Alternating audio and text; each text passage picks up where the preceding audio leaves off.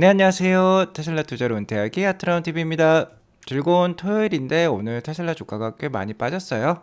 자, 이제 테슬라 이가 없으면 잇몸으로 버틸 시기인 것 같습니다. 같이 알아보도록 하고요. 테슬라가 급 하락 모드에 돌입을 했을까요? 아무래도 다음 주 CPI 지수 발표가 있는데 다음 주가 고비가 될 것 같아요. 같이 알아보도록 하겠습니다. 3대 지수 현황 간략히 살펴보고 가도록 할게요. 자, 오늘은 다우와 나스닥이 상반된 모습을 보여주었습니다. 그 전까지는 나스닥이 좋았는데 이번 주는 나스닥이 다우 대비 좀 더 약한 모습인 것 같아요. 자, 원래 엎치락 뒤치락 하면서 오르는 게 주식이긴 한데요. 오늘은 뭐 유가가 어느 정도 비교적 크게 오르면서 다우 지수에는 좋은 영향을 주었고요. 나스닥에는 안 좋은 영향을 주었다라고 볼 수 있겠습니다. 자, 그러면서 S&P 500 지수는 0.22% 상승하는 보합권의 모습을 보여주었어요. 나스닥의 하락을 보면은 4천선을 깰 수도 있었는데 다우 지수가 이렇게 반등을 보여주면서 S&P 500도 어느 정도 4천선을 지켜냈다라고 볼 수 있을 것 같고요. 자, 이틀 연속 하락한 뭐 나스닥 지수라고 볼 수 있겠습니다. 자, 기대 인플레이션이라든지 다음 주에 있을 CPI 지수 발표가 뭔가 시장, 특히 나스닥에 안 좋은 영향을 주고 있는 것 같아요. 자, 미시간대에서 단기 기대 인플레이션을 발표하죠. 이게 4.2%로 나왔습니다. 전월이 3.9%였는데 인플레이션 값이 올라갔어요. 자, 이렇게 되면 연준이 우려하는 바고 연준의 긴축이 좀 더 길어지고 좀 더 높아질 수 있다는 것을 뭐 내포하고 있다라고 볼 수 있겠죠. 그리고 다음 주 화요일에 미국 CPI 지수 발표가 있습니다.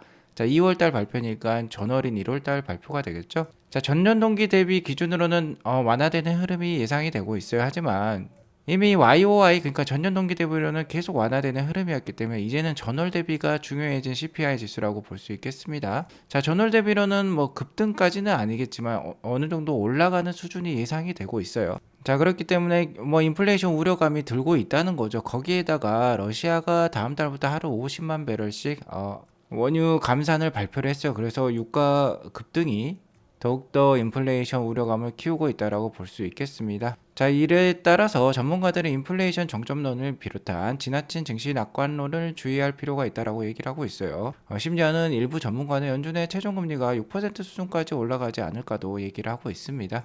자, 이런 우려감 때문인지 오늘은 뭐 기술주들, 성장주들 좋지 않은 모습이었습니다. 특히 그간에 급상승을 보여주었던 엔비디아라든지 테슬라가 오늘 뭐 4%에서 5%로 비교적 큰 폭으로 빠졌어요.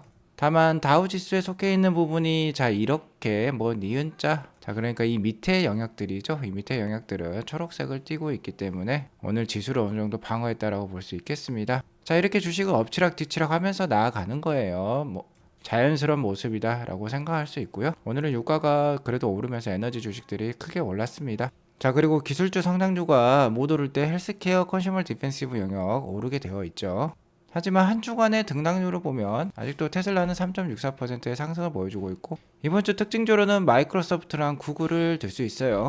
마이크로소프트가 자사의 검색 엔진인 빙에 챗 GPT라는 AI 기술을 채용을 했습니다. 반면에 구글의 바드라는 AI 기술은 시연회를 가졌었는데 시연회에서 제대로 된 검색에 실패하는 바람에 AI 기술에서 마이크로소프트 대비 뭐 떨어지는 건 아니냐라는 우려감으로 이번 주에 9.85%라는 하락률을 보여주었어요.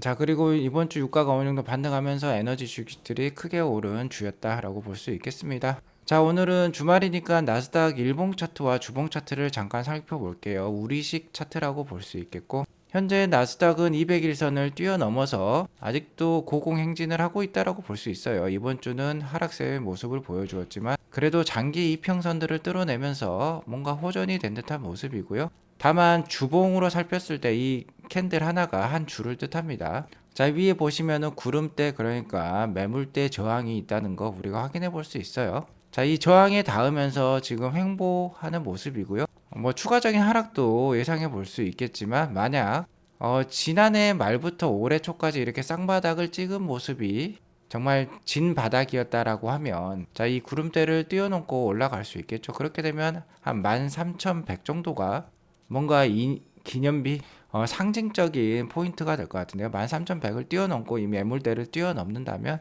진정한 대세 상승에 돌입했다라고 볼 수 있겠어요. 그러니까 나스닥이 13,100 정도를 넘어서면 이제 정말 증시의 봄이 왔구나, 기술주의 봄이 왔구나라고 생각해 보시면 좋을 것 같습니다. 자, 아직까지 뭐 단기적인 주가 흐름은 모르는 거죠.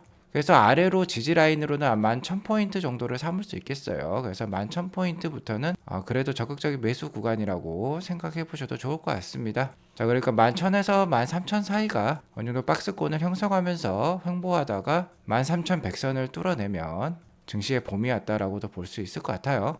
자, 증시의 봄은 언제 올까요? 늦어도 올해 연말에는 올 수도 있을 것으로 판단이 됩니다. 자, 아까 어떤 전문가는 뭐 6%대까지도 미국의 연준의 최종 금리가 올라갈 수도 있겠다라고 얘기를 하고 있지만 6%대까지 올라갈 확률은 거의 0%에 수렴을 하고 있습니다. 자, 가장 확실시 되는 확률은 5%대 초반이에요. 자, 이것 역시 최근에 고용지표 때문에 올라간 경향이 없지 않아 있습니다. 자, 저번 주 이 비농업 고용지수가 발표되기 전까지만 하더라도 4%대 후반일 가능성이 높았어요. 최종금리 수준이. 하지만 비농업 고용지수가 예상치 않던 18만 건을 훌쩍 뛰어넘는 51만 7천 건이라는 역대급 숫자가 나오면서, 그리고 실업률도 0.1%포인트 떨어진 3.4%가 나오면서 고용 상황이 매우 좋기 때문에 인플레이션이 한동안 유지될 것 같고, 그에 따라서 금리 인상도 지속이 되어야 될 것 같다, 그런 우려감 때문에 최근에 증시도 어느 정도 하락이 나오고 있고요. 기술주에도 하락이 나오고 있는 듯한 모습이지만 어쨌든 미국 연준의 최종금리는 5%대 초반일 가능성이 아직도 높은 상황입니다. 자, 하지만 다음 주 중요한 이벤트가 있어요. 다음 주 화요일에 미국 CPI 지수 발표가 있는데, 일단 시장의 예상치는 6.2%입니다. 자, 전월에는 6.5%가 나왔는데 이것보다도 낮아진 수치이긴 해요. 하지만 시장이 더욱더 집중하고 우려하는 바는 바로 MOM, 전월 대비입니다. 자, 이제 전년 동기 대비로는 우크라이나 러시아 전쟁 이전 수준만큼 떨어졌어요. 그래서 상당 부분 이제 완화되었다라고 모두도 공감하고 있는 상황인데요. 중요한 거는, 자, 이제는 전월 대비로도 떨어져야 되는 거 아니냐라고 얘기를 하고 있다는 것이죠. 전달에는 이게 잘 나왔었습니다. 뭐 마이너스 0.1%, 뭐 0.1%, 뭐 이런 식으로 나왔었어요. 자, 이렇게 완화되는 모습을 보여주었는데, 자, 이번에 예상은 0.4%, 0.5% 인상이 기대가 되어지고 있다는 거예요. 그러니까 이번에 발표된 1월달 수치가 12월달 대비로 0.4%나 올라간다는 겁니다, 물가가. 자, 이렇게 발표가 되면 지금 시장이 안 좋게 반응할 수 있고, 이에 따라서 뭐 미국 연준의 이 최종금리 수준이 더욱더 올라갈 수도 있다는 우려감이 있다는 거죠. 자, 그렇기 때문에 테슬라 입장에서도 다음 주가 고비라는 거예요. 테슬라는 오늘 5% 넘게 하락하면서 196.89불로 마감을 했습니다. 자, 제가 어제 방송에서 이렇게 윗꼬리를 단 모습이 그렇게 좋지 않다, 자, 200불 저항 강하다라고 얘기를 했는데, 아니나 다를까 오늘 그런 모습이 나왔고요. 최근 뭐 한 달여 기간 동안 100% 가까운 상승을 이루어냈기 때문에 당연히 쉬어가는 흐름이 맞습니다. 다만 아직도 뭐 190불대 이상에서는 단기적으로 강세 추세에 있다고는 볼 수 있겠어요. 하지만 190불을 깨고 내려가면요, 추가적인 하락도 예상을 해봐야 되는 그런 순간이다라고 볼 수 있겠어요. 만약에 크게 하락하더라도 한 160불에서 170불대의 지지 라인이 있는 것으로 판단이 됩니다. 참고하시기 바라겠고요.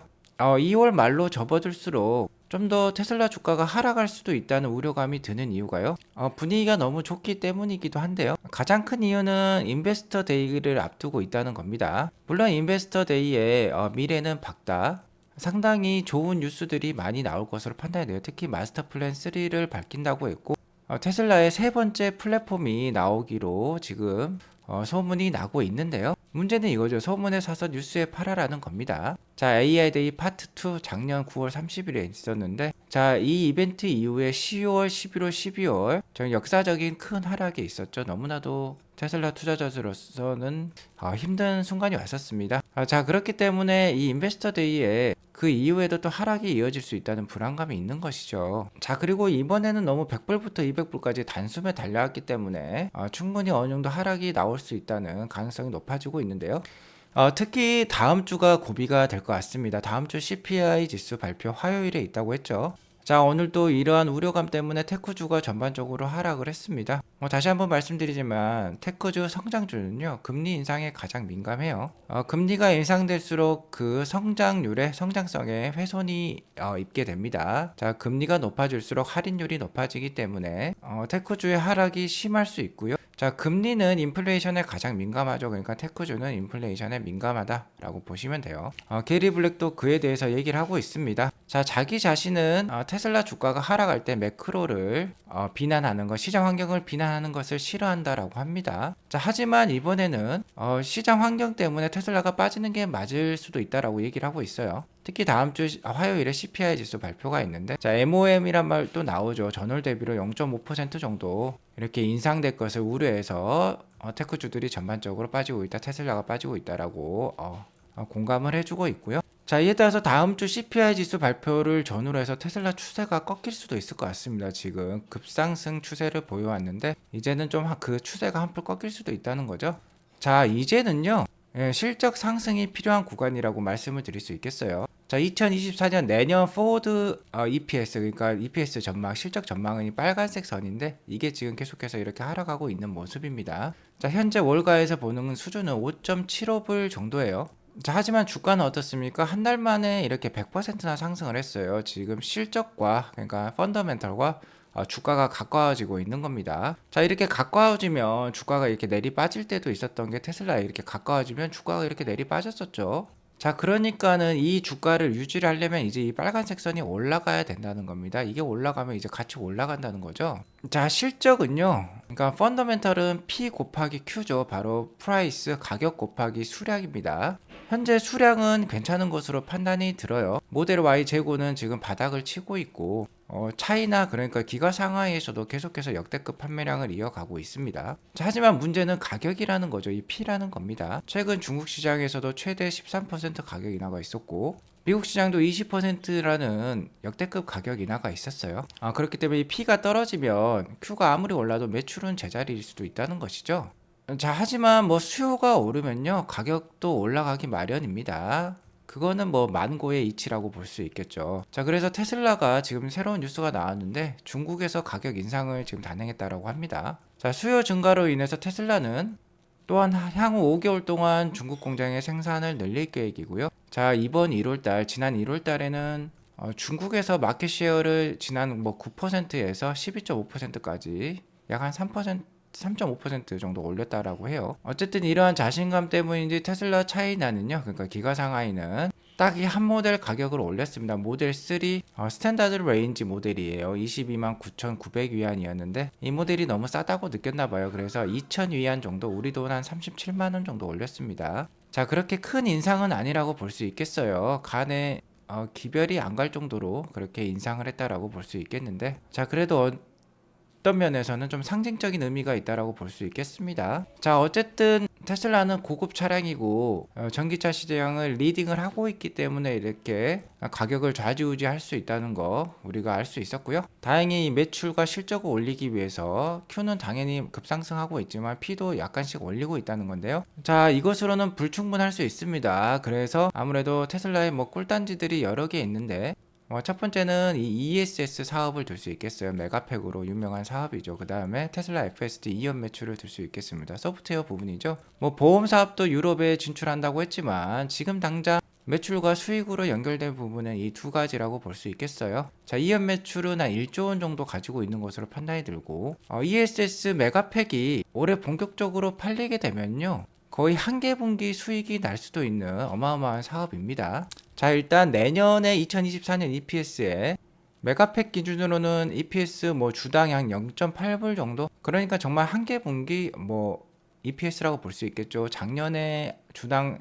연간 4불 정도가 나왔으니까 0.8불 정도면 한 개 분기 거의 이익이 되는 겁니다. 어마어마한 사업이라고 볼 수 있겠죠. 이 메가팩 하나가, 즉 테슬라 차량 한 30만 대에서 40만 대 정도 파는 정도의 수익이 되는 거예요. 그리고 사이버 트럭이 내년에 나오게 되면은 한 0.6불 정도 EPS가 추가될 것으로 예상이 됩니다. 아무튼 이런 경기 침체 시기 이런 것들로 잘 버텨내야 될 것 같아요. 자, 그리고 최근에 또 테슬라의 좋은 뉴스가 있었는데, 자, ESS 메가팩 사업이 계속해서 커지고 있는 모습입니다. 캐나다에 있는 온타리오 주에 438밀리언에 달하는 ESS 메가팩 사업을 실시한다라고 해요. NRSTOR.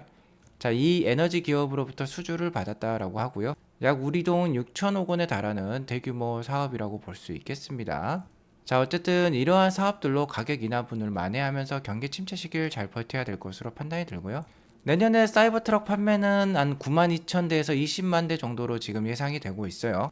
자, 올해 일단 여름에 아마 파일럿 생산을 하고 올해 연말부터 대량 생산이 들어갈 것 같은데요. 계속해서 이 프로토타입이 여기저기 미국 여기저기에서 드러나고 있습니다. 여기 보시면은 사이드 미러가 이 삼각형 모양으로서 최신 프로토타입이에요. 자, 어제도 이게 미국에서 지금 돌아다니는 모습이 발견이 되었고요. 올가에서는 내년에 사이버 트럭이 92,000대가 판매가 될 것이다 라고 하고, 게리 블랙은 뭐 20만 대까지도 판매할 수 있겠다라고 얘기를 하고 있습니다. 어쨌든 올해를 잘 버티고요. 내년엔 사이버 트럭으로 잘 버티면 그 다음부터는 자, 인베스터 데이에서 얘기하는 25,000불에서 30,000불짜리 차량이 나오게 되면 더욱더 경쟁력이 있어진 테슬라니까 좀 잘 버텨보시기 바라겠고요. 어쨌든 중요한 거는 EV 시장의 지배력입니다. 글로벌 EV 침투율은 뭐 10%를 넘어서 지금 11%까지 올라오고 있고요. 아크 인베스트먼트에 따르면 2027년에 배터리 EV가 6천만 대까지도 판매가 될 수 있다라고 해요. 테슬라의 글로벌 점유율을 뭐 15% 정도로만 산정을 하더라도 뭐 연간 1,500만 대 이상 테슬라가 판매할 수 있다는 결론에 이를 수 있습니다. 자, 그동안 이러한 경쟁력을 통해서 테슬라가 미국 시장의 65% 마켓쉐어를 계속 가져갈 수 있다면요, 더욱더 테슬라의 미래는 밝을 수 있다고 볼 수 있겠어요. 테슬라는 이렇게 6가지 경쟁력을 통해서 이렇게 시장을 장악해 가고 있는데요, 뭐 성능상으로도 훨씬 우월하다라고 볼 수 있겠습니다. 가장 긴 주행거리, 그리고 제로백도 뭐 4초대로서 아주 빠르고요. 뭐 FSD라는 베스트 테크놀로지를 가지고 있죠. 안전성은 타의 추종을 불허합니다. 거의 뭐 100m에 이르는 깎아지른 절벽에서 떨어져도 살아남아서 나오는 게 테슬라라고 볼 수 있겠고요. 가장 많은 슈퍼차저를 가지고 있죠. 그리고 브랜드 인지도 역시 높습니다. 전기차 하면 테슬라죠. 자, 유럽에서도 계속해서 마켓 쉐어를 늘려가고 있어요. 지금 이쪽 왼쪽 편에 보시면은 서유럽 국가들이 나타나고 있습니다. 뭐 유럽의 메인 마켓들이라고 볼 수 있겠죠. 독일, 이태리, 뭐 스페인, UK, 뭐 프랑스 이런 국가들이 놓여 있습니다. 테슬라는 전기차 점유율이 2019년에는 30.8%였고요. 2021년에는 13.9%, 2022년에는 올랐어요. 14.9%로서. 자, 테슬라는 11만 대, 16만 대, 22만 대 판매량을 계속 늘려왔습니다. 하지만 점유율이 좀 떨어지는 모습은 당연히 다른 카메이커들에서 계속해서 우후죽순 전기차를 만들어내고 있기 때문에 그렇고요. 중요한 거는 이 뭐 절대적인 판매량이 계속해서 급증하고 있다는 거고, 작년에는 2021년 대비 오히려 점유율이 올랐어요. 그 이유는 2022년 3월 달에 기가 베를린이 오픈을 했기 때문이죠. 하지만 1월 달에 점유율이 10.3% 나왔다라고 합니다. 작년 점유율이던 14.9%보다 좀 낮아졌는데요. 한 달만 가지고 보기에는 아직 이르다라고 볼 수 있죠. 자, 2023년에는 기가 베를린이 이제 23만 대에서 25만 대까지 판매가 되면서 자, 이 수량이 훌쩍 올라갈 거예요. 여기에 기가 상하의 수량까지 합쳐지게 되면 뭐 유럽에서만 한 4, 50만 대 정도 충분히 판매가 될 수 있겠다라고 볼 수 있겠습니다. 자, 아무튼 다음 주가 고비인데요. 혹시나 테슬라 투자에 어려움을 겪고 계신다면 저희 아트라운TV VIP 멤버십 가입해 보셔가지고 매매급소 알람 서비스 받아보시면 좋을 것 같습니다. 제가 하루에 한 번에서 2번 정도 알람을 꼬박꼬박 보내드리고 있고요. 충분히 장기 투자하실 수 있도록 많은 도움을 드리고 있습니다. 꼭 한번 고려해 보세요. 자, 오늘 이것으로 방송을 마치겠고요. 행복한 주말 보내시기 바라겠습니다. 오늘도 시청해 주셔서 감사합니다.